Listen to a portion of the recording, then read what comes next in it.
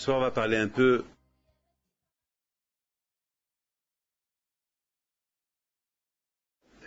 du Mishkan. Le Mishkan, c'est le tabernacle, comme c'est écrit dans la Torah, Ve'asu le Mishkan ve'shachanti betocham. HaKadosh Baruch Hu, il demande au peuple juif, pour pouvoir résider parmi eux, avec eux, de faire un tabernacle, un Mishkan, une maison. Alors sur ce, nos sages ils disent comme ça. Au moment que HaKadosh Baruch Hu, il a dit à Moshe Rabbeinu qu'il avait l'intention de résider parmi nous, alors Moshe Rabbeinu alav shalom, il était un peu inquiet. Il a demandé à HaKadosh Baruch Hu, Hachem, je voudrais bien savoir où tu peux résider, parce que tu n'as pas une place, par exemple. Nous on est limités.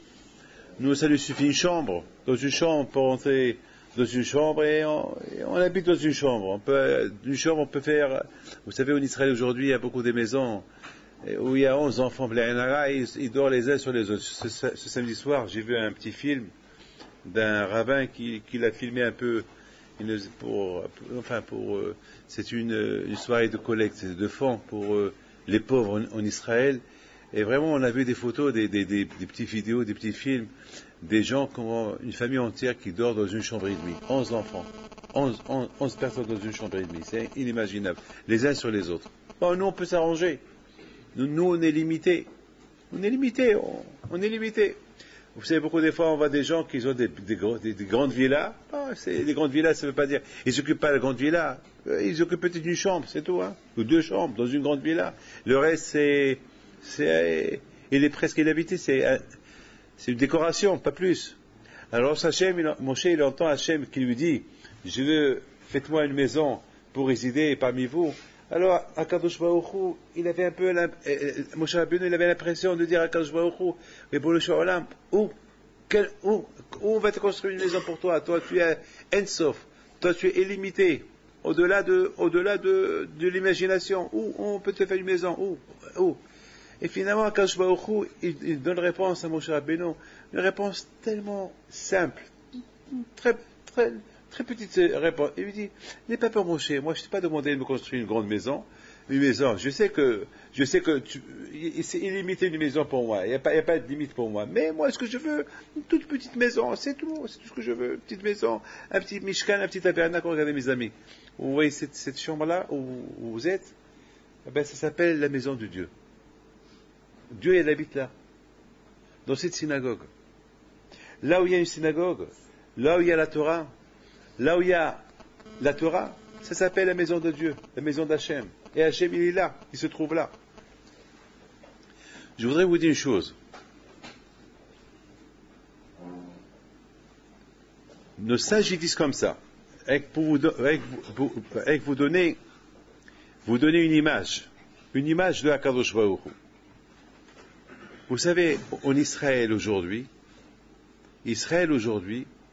d'après vous, si on remplit Israël, on l'a rempli, avec tous les juifs qu'il y a dans le monde, combien ils peuvent rentrer en Israël? Combien? Vous allez me dire encore 5, 6, 7 millions. Moi, je peux vous dire, ils peuvent rentrer là-bas même 1 milliard. Vous allez me dire 1 milliard? Où ils vont partir 1 milliard? Où on va mettre 1 milliard de juifs en Israël? Israël est tellement petite. On va mettre 1 milliard de juifs en Israël. Où? Eh bien, il faut savoir que Israël, la spécialité de Eretz Israël, c'est Eretz Israël, et s'élargit toute seule. Elle s'élargit. Ça vous arrive pas de mettre parfois des soquettes, des chaussettes, qui sont serrées, et après ils prennent forme dans les pieds, après ça, ils prennent forme, et ils ne serrent plus. Beaucoup de fois, ça arrive. On met quelque chose de serré sur nous, après elle prend la forme du corps. Là, le vêtement, il est serré, il commence à prendre forme du corps. Israël, lorsqu'on suit le chemin de HaKadosh Baruch Hu, elle devient comme ce rouleau de cuir, le cuir du cerf. Le cuir du cerf, lorsque il est frais, il est très large. Et lorsqu'il sèche, il devient très petit. Israël, c'est de même.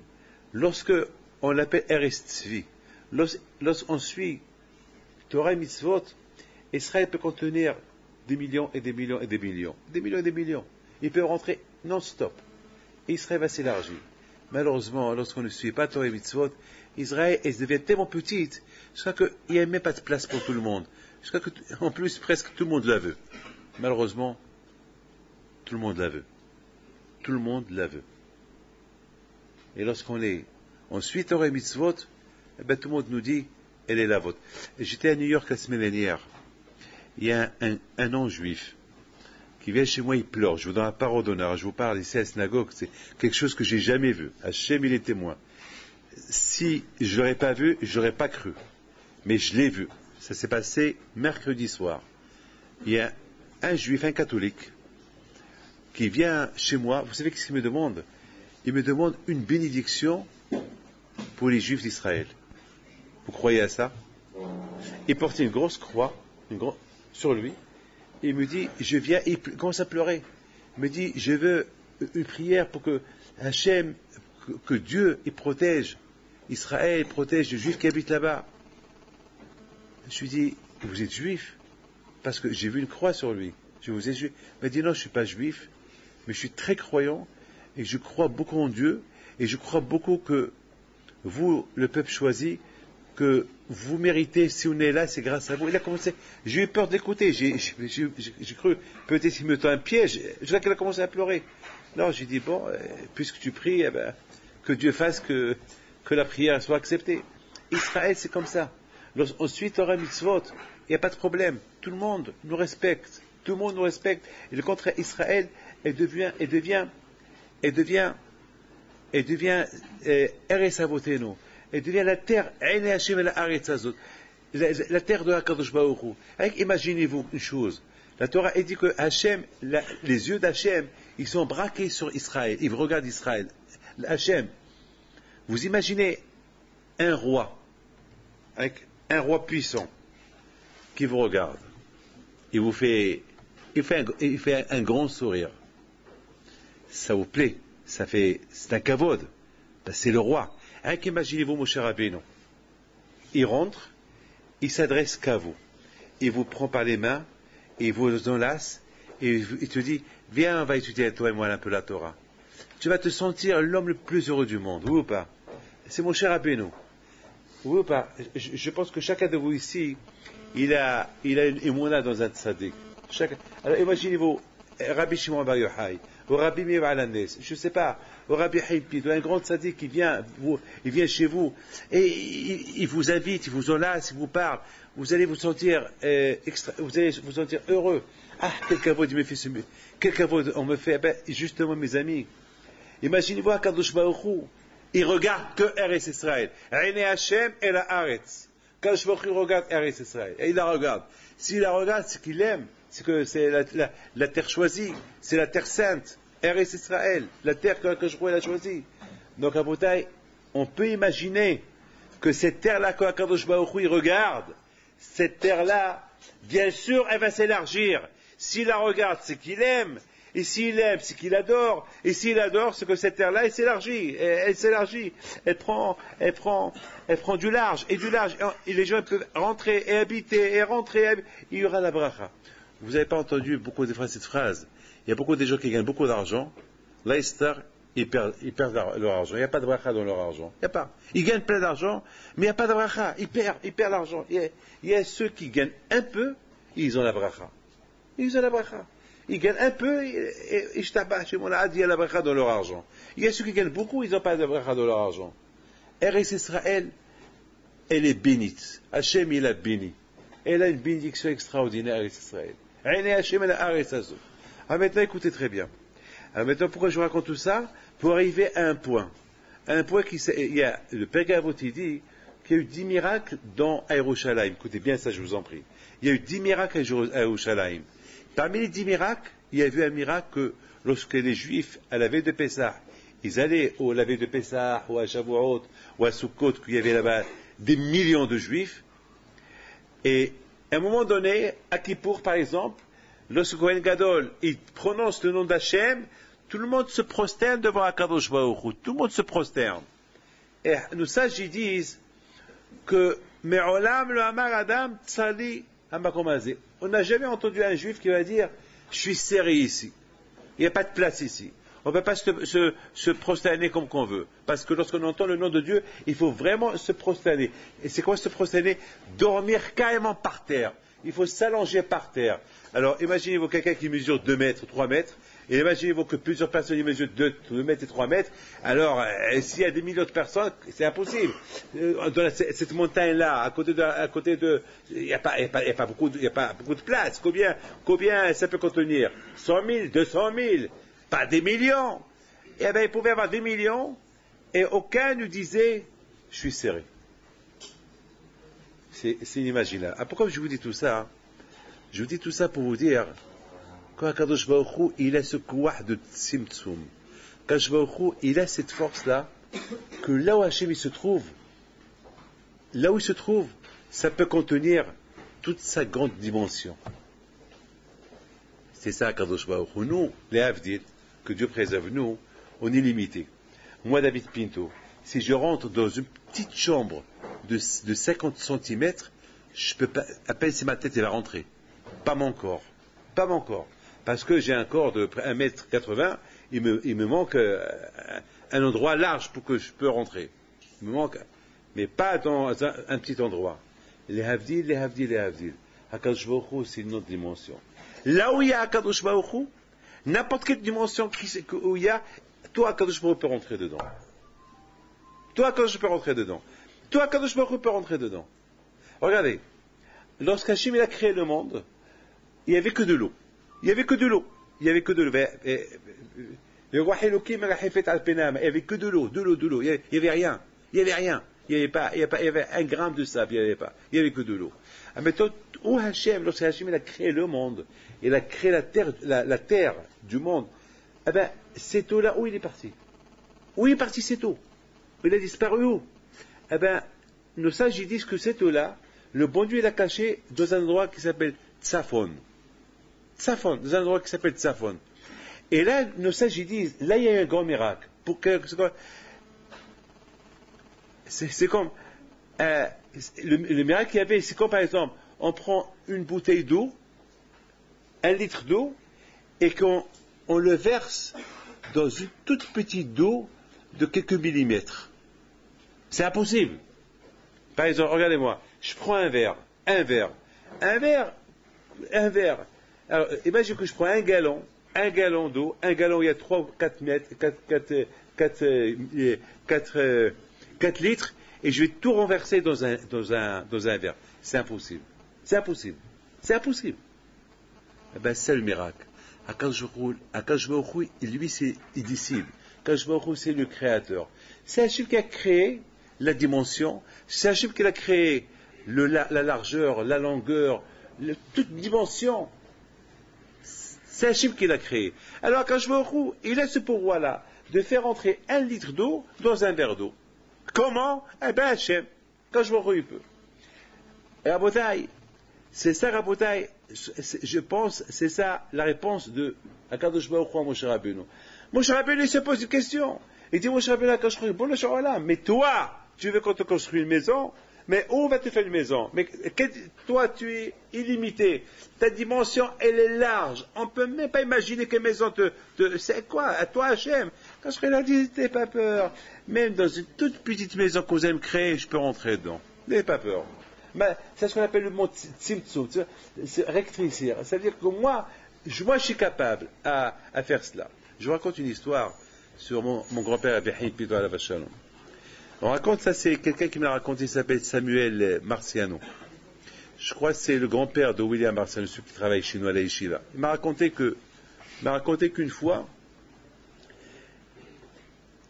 il se trouvait chez mon grand-père Rabbi Pito à Casablanca, je crois 1 ou 2 ans avant qu'il est mort. Et à cette époque-là, il y avait pas de whisky, il n'y avait pas de boucha, il n'y avait pas de mahia au Maroc. C'était pas avec la contrebande. Il y avait des problèmes, donc on ne la trouvait pas. Et vous savez, une hiloula sans boucha, c'est pas une hiloula.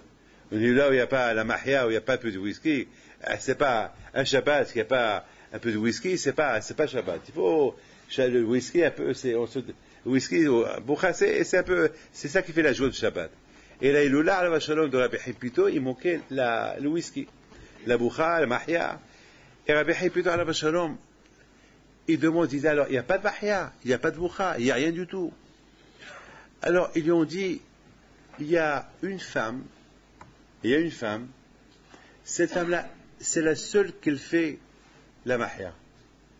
Mais étant donné qu'il y a la police de partout, alors on a peur d'aller chez elle parce que la police de partout, dès qu'on passe, ils vont sentir la mahia, la bouteille, alors on risque de nous arrêter. Et Rabbi Haïm plutôt à la Shalom, il envoie quelqu'un chez cette femme-là.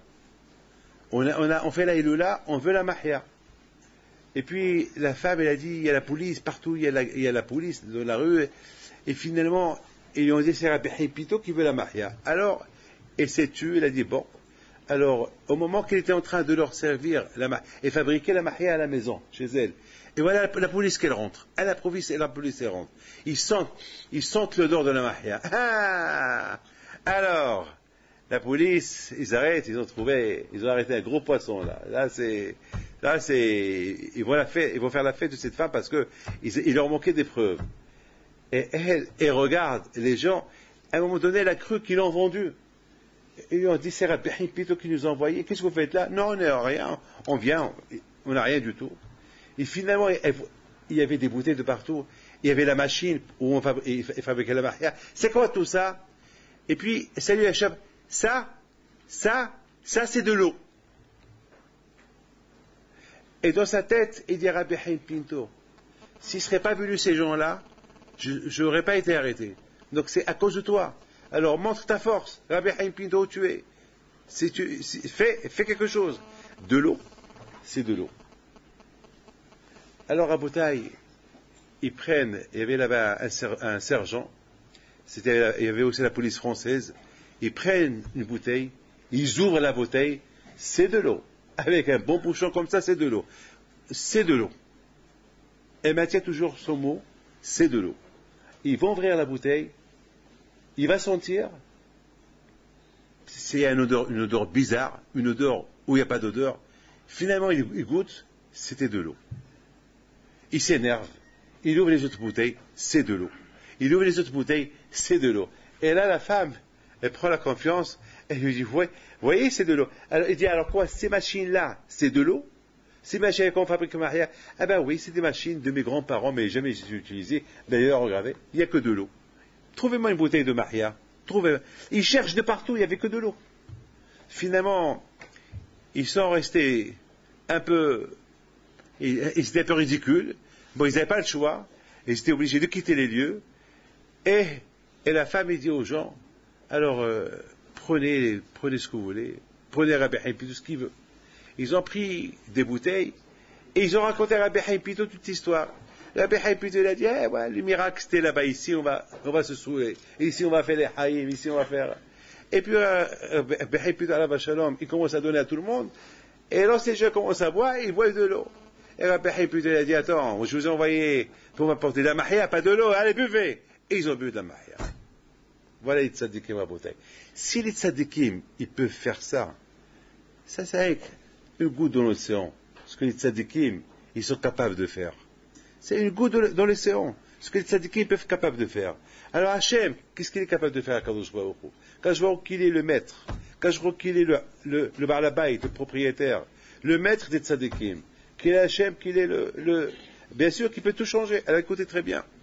Donc, Moshe Rabbeinu alav shalom, au départ, lorsqu'un Kadosh Baruch Hu lui dit, faites-moi un sanctuaire où je vais habiter, au départ, Moshe Rabbeinu, il n'a pas compris. Il a dit, Hachem, c'est impossible. Et Kadosh Baruch Hu lui dit, c'est possible. Avec moi, tout est possible. Parce que moi, je peux même résider dans une chambre d'1 mètre carré. Je peux rentrer là-bas. Là, même que je suis l'infini, que je suis d'une dimension incalculable qu'on ne peut même pas mesurer, qu'on ne peut même pas calculer, mais en dehors de ce que vous pouvez penser, alors que vous êtes limité, moi je suis illimité. Moi je peux rentrer partout. Ça, c'est, mes amis, ce qu'Akadosh Baruch Hu, il a voulu apprendre à Moshe Rabbeinu. Vous savez, à bouteille, Moshe Rabbeinu alav shalom, c'est écrit, écoutez bien, c'est là où je voulais arriver. C'est écrit dans la Torah Écoutez très bien ça. Hein. Et c'est là que je vais un peu renforcer ce que je suis en train de vous expliquer. Écoutez bien ce que...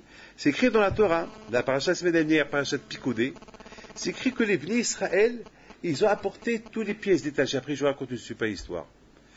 Ils ont apporté toutes les pièces détachées, le Mishkan, le tabernacle, en pièces détachées. Voilà, toutes les pièces détachées, ils sont là. Voilà, c'est écrit dans la Torah, et un Mishkan, les Moshe Rabbeinu. Et que là, ils ont tout apporté. Je vous donne la parole d'honneur.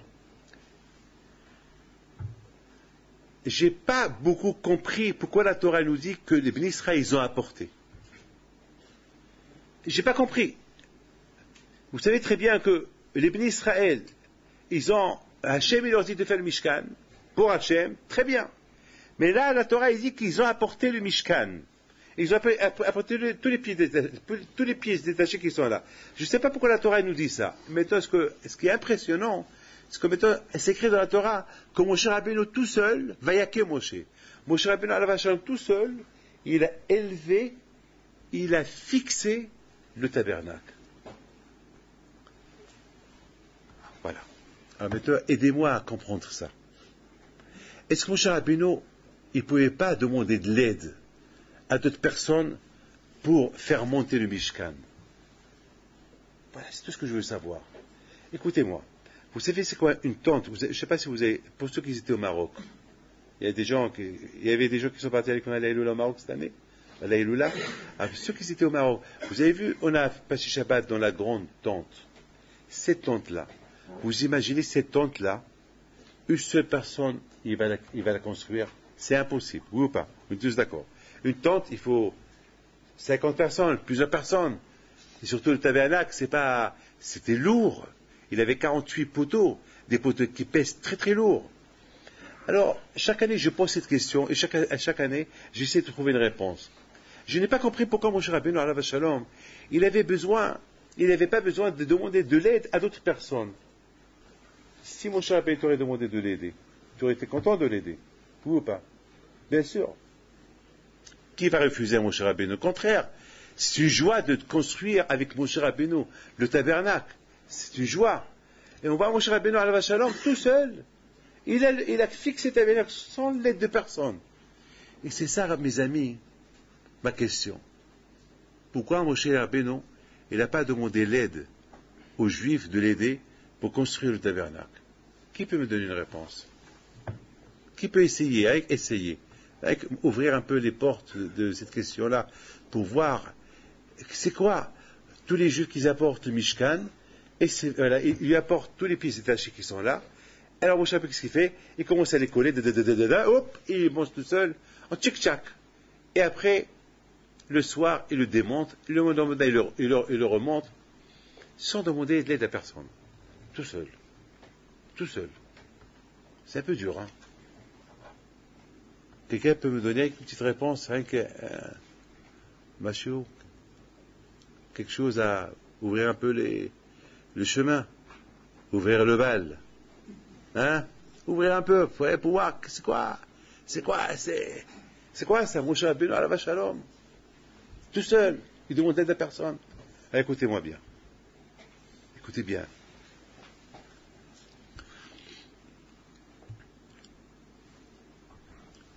Aujourd'hui, il y a une femme qui est venue me voir. Cette femme, non, excusez-moi, un homme, excusez-moi, il s'appelle Monsieur Biton. Il vient me voir ce matin avec sa fille. Ce Monsieur Biton, il y a 10 ans, il avait la grave maladie. Et les médecins lui ont dit, on ne peut rien faire pour toi. Écoutez bien cette histoire-là. Aujourd'hui, je l'ai écoutée et je l'ai même écrit pour ne pas que je l'oublie, parce que c'est une super histoire. Et les médecins lui disent, aujourd'hui il a 60 ans, donc à l'époque il avait 50 ans. Et les médecins lui disent, c'est fini. Vous savez, beaucoup de médecins, ils sont cruels. Ils sont crus. Ils annoncent une mauvaise nouvelle à quelqu'un. Bon, ça y est, on peut rien faire pour toi. Ça y est, tu vas crever, tu vas mourir. Ça fait mal, hein. Vous savez, c'est de la cruauté. À la rigueur, si on annonce une nouvelle comme ça, il faut être très, très intelligent comment annoncer une nouvelle comme ça. On n'a pas le droit d'annoncer une nouvelle comme ça à quelqu'un. Le pauvre, il était choqué, il était abattu, Et il lui dit, alors, vous savez quoi? Prenez un peu de vacances. Allez-y, vous prenez des vacances, allez-y chez vous en Israël. Allez-y, mangez ce que vous voulez. Plus de régime maintenant. Si vous arrivez à manger, faites vos testaments. Et lui, il regarde. Et lui, c'est un juif marocain. Un biton. Que lui, il a les mona en Dieu. Et qu'il a les mona dans les tzadikim. Vous savez, le juif, il est comme ça. Le juif, il a toujours une dernière adresse. On a beau être loin de tout, ce qui nous rapproche de Dieu, c'est les problèmes, les épreuves, les maladies, parnassa. Beaucoup de fois, c'est ça qui nous rapproche de chez Akadosh Baruch Hu. Et lui, il commence à réfléchir, il regarde sa femme, il regarde sa fille, il dit, on va cachériser la maison. On va commencer à manger cachère. On va retourner vers Dieu. Et sa femme lui dit, et si malgré tout il t'arrive quelque chose, il dit, si malgré tout il m'arrive quelque chose, eh bien il faut continuer. C'est pas parce que, il faut continuer. Et voilà, mes amis, il va au Maroc. Il va pèleriner les tzadikim. Il va à Essaouira. Il va chez Rabbi Haim Pinto, il pleure là-bas le pauvre. Et là-bas sur le tombeau, il s'endort. Il s'endort. Il rêve Rabbi Haim Pinto. Il a un srout. Il rêve. Il lui dit, tu sais, ta prière, elle a été écoutée. Tu ne vas pas mourir. Tu vas vivre. Tu retournes chez ton médecin qui te refait les analyses. Tu n'as rien. Il se réveille. Il était heureux. Mais après, il était malheureux parce que c'était avec un rêve. Il raconte à sa femme le rêve. Et sa femme lui dit, ben, si tu as rêvé ce rêve ici sur le tombeau, et en plus tu t'es endormi, c'est que ce rêve-là, il va se réaliser. Qu'est-ce que tu perds? On retourne en France, et tu refais les analyses. C'est ce qu'il fait. Et le médecin, il lui fait refaire les analyses. 2 fois, 3 fois. Il dit, on ne comprend rien, tu n'as rien. Et aujourd'hui, le pauvre, il retourne parce que quelque chose, quelque part, ça retourne encore. Donc ça veut dire, bon, il a eu 10 ans de guérison. Et maintenant, ça commence à retourner, mais il me dit, vous croyez, Rabbi David, que je baisse les bras? Ah ben, je ne baisse pas les bras. Je ne baisse pas les bras. Je vais recommencer ce que j'ai fait il y a 10 ans. Je vais recommencer, je vais encore repartir à Essaouira, chez votre grand-père encore, et encore je vais lui demander qu'il m'ajoute encore 10 ans. Et alors j'aurai 70 ans, je vais retourner encore chez lui. Jusqu'à que j'aurai ras-le-bol de la vie. Voilà, quel est mon art. Quelle foi, comment il parle ce monsieur-là. La même histoire, mes amis, hier soir, on est parti à un mariage. Il y a un qui me suit. Il me suit.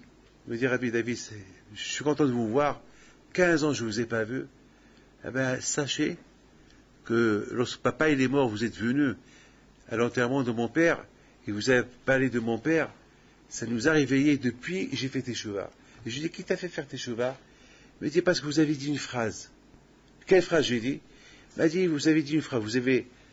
Vous avez mis votre doigt sur le cercueil de mon père, et vous avez dit, eh ben, vous voyez ce que je suis en train de voir? Eh ben, c'est ça, notre avenir tous. Tôt ou tard. Il m'a dit, ça m'a choqué cette phrase-là. Et pourtant, c'est une phrase qui choque certains, et c'est une phrase qui ne va pas choquer certains. Quelle est la raison? Eh bien, ceux qui sont choqués par cette phrase, c'est parce qu'ils prennent conscience que c'est le Hémet. Je donne un billet de 500 € à quelqu'un. Je dis, c'est quoi ça? Il me dit, c'est 500 €. Parce que c'est une mitziout. C'est une réalité. C'est 500 €. C'est pas un papier. C'est un billet. C'est une réalité. Ben, il y a des gens qui voient la réalité. Il y a des gens qui ne veulent pas, comme par exemple, aujourd'hui, il y a beaucoup de gens qui ne veulent pas croire à la Shoah. La Shoah, c'est du bidon. La Shoah, ça n'existe pas. Tout ça, c'est walou. Jamais il y a eu la Shoah. Ça n'existe pas la Shoah. Et pourtant, on va leur montrer les camps de concentration, et on va leur montrer Auschwitz, Ils disent non, tout ça c'est des trucs montés, c'est des histoires montées. Et on va leur monter des films, on va leur monter des cendres, des 6 millions de juifs. Ah, tout ça c'est des cendres bidons, c'est des vaches brûlées, c'est rien, c'est tout ça. Nier la chose, nier une vérité. Ils savent que c'est la vérité, nier la vérité. Il y a des gens que tout de suite la vérité, ils prennent conscience de la vérité. Il y a ceux qui ne prennent pas conscience de la vérité, ils restent toujours un peu en arrière, ils se disent « Bon, j'ai le temps, j'ai le temps ». Écoutez, très bien. Les tzadikim, les dimensions des tzadikim, écoutez très bien, là je vais arriver à un point très très sensible. Je vous donne la parole d'honneur, je ne sais pas, déjà, je suis fier de vous. Déjà, je commence par vous donner un compliment. Que pendant, Baruch Hashem, pendant tout cet hiver-là, vous êtes venus chaque lundi écouter mon fils Rabbi Moshe, et bien sûr, que vous êtes des jeunes, et bien sûr, vous avez votre petite Sahara, et bien sûr, il y a des sorties, il y a ceci, parfois il y a des matchs de football, parfois il y a des sorties, parfois il y a une inconvénience, vous êtes serré, il fait chaud, et voilà, l'été qui approche, et bien sûr, il peut y avoir beaucoup d'excuses pour ne pas venir.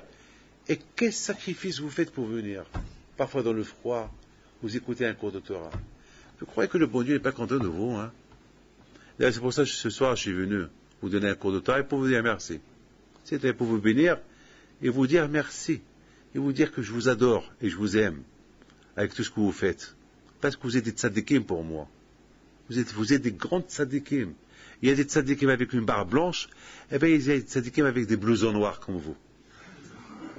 Ou bien, sans cran d'arrêt, hein. Voilà. Vous êtes des tzadikim.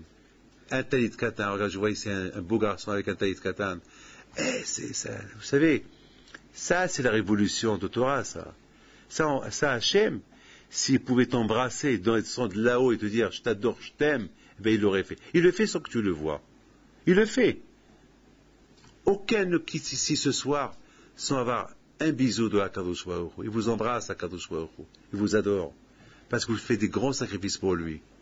Et Hachem, il sait ce que vous faites pour lui. Hachem, il sait combien le tsar, il est fort. Eh bien, ce que vous avez gagné, c'est que Hachem, il réside en vous. Vous avez posé question. Quoi? Hachem, il réside en nous? Non. Mais nous, on a une kippa, maintenant, on s'endort, on prend la kippa, on l'enlève, parfois. Toi, Rabbi David, et tzadikim, oui, Hachem réside en eux, mais pas nous. Eh bien, la réponse à moi, elle est non. Une erreur. Le fait déjà, ce sacrifice que vous avez fait, parce que ce sacrifice que vous avez fait, écoutez ce que je veux vous dire. Écoutez, vous savez, avant que vous êtes venu ici, vous vous êtes coupé en 1000 morceaux.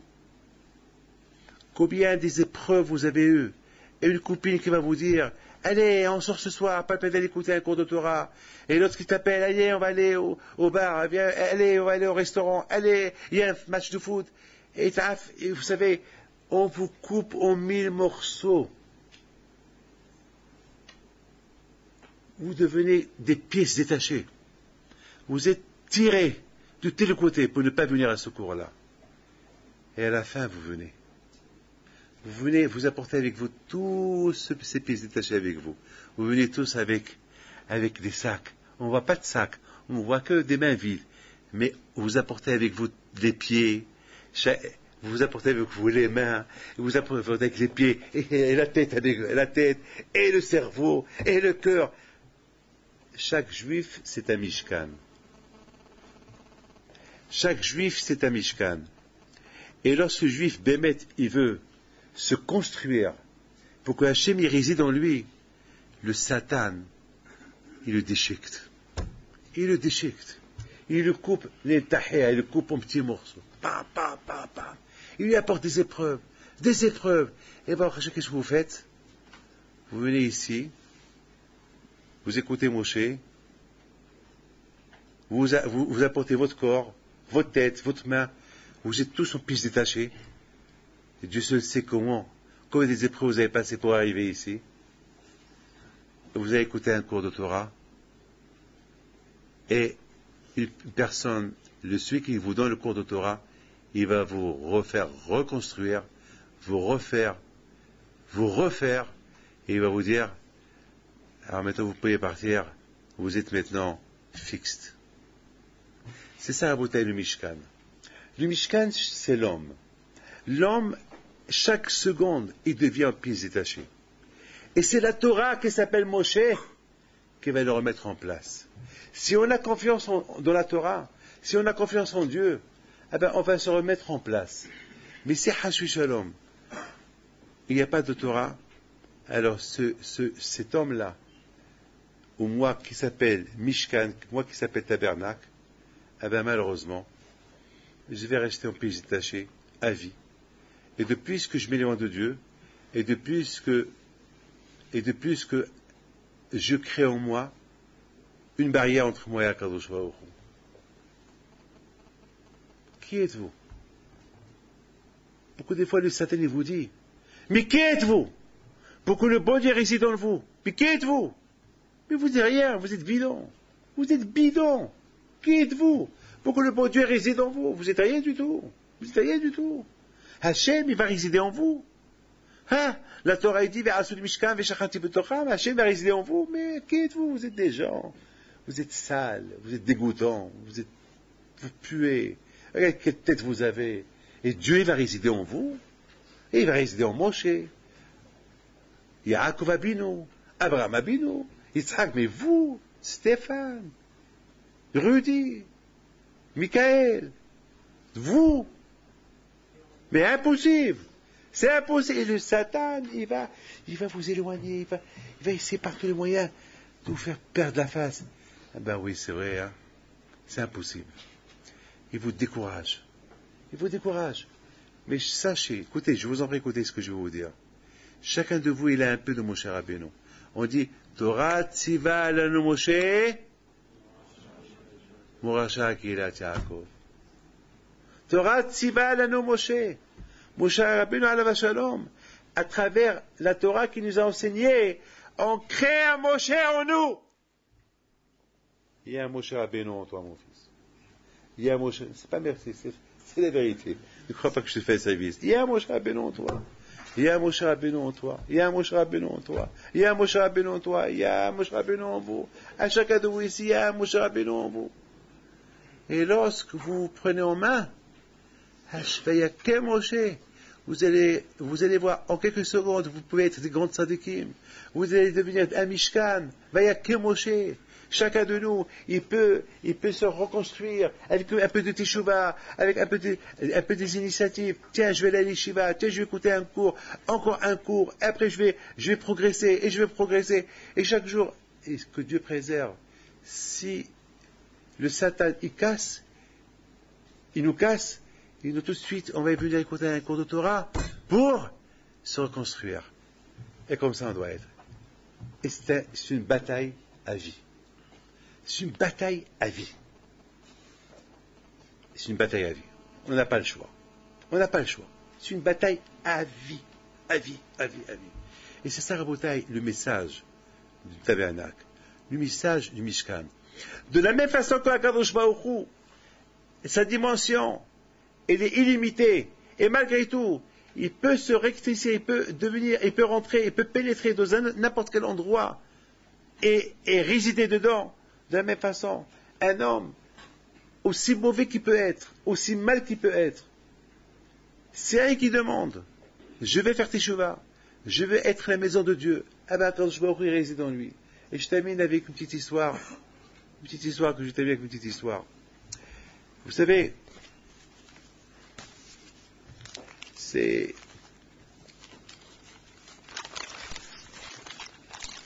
tzadikim, ils sont super.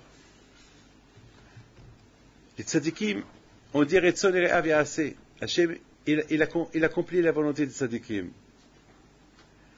Et le tzadik, il a ce pouvoir-là de commander Dieu. Il lui commande. Dieu, il dit, t'as pas d'enfant. Le tzadik, il dit, tu auras un enfant. Il va exiger de Dieu qu'il te donne un enfant. Il n'a pas le choix du bon Dieu. Il va être obligé d'écouter le tzadik. Le tzadik, il commande le bon Dieu. On approche Pessah. Oui ou pas? À Marrakech, au Maroc, il y avait la sécheresse, pas de pluie. Donc, s'il n'y a pas de pluie, il n'y a pas de galette de Pessah. Il n'y a pas de matzah. Parce que la galette de Pessah, on la fabrique avec de la farine spéciale. Avec de la farine que depuis le moment qu'on a fait la moisson, ou depuis qu'on a fait la récolte, il ne faut pas qu'il y ait une goutte d'eau qui tombe sur cette farine, sur ce blé-là. Si avec une goutte d'eau elle tombe, c'est fini. Elle est hametz, elle n'est pas cachère. Donc,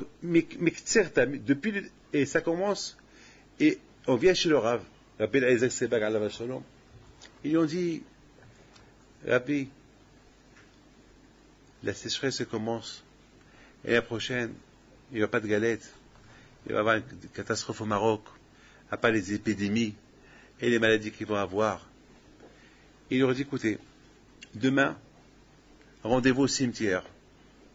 On va tous se réunir, on va venir au cimetière, on va prier à Kadosh Baruch Hu. Et tout le monde qui vient au cimetière, tous les juifs, les enfants, et surtout il leur a dit, amenez les enfants. Et Rabbi Eliezer et Rabbi Sebag alav shalom ils diraient, Bono shel olam, qu'est-ce qu'ils vont manger ces enfants? Tu nous dis d'enseigner la Torah à nos enfants, mais s'ils n'ont pas de quoi manger, qu'est-ce qu'on va leur donner?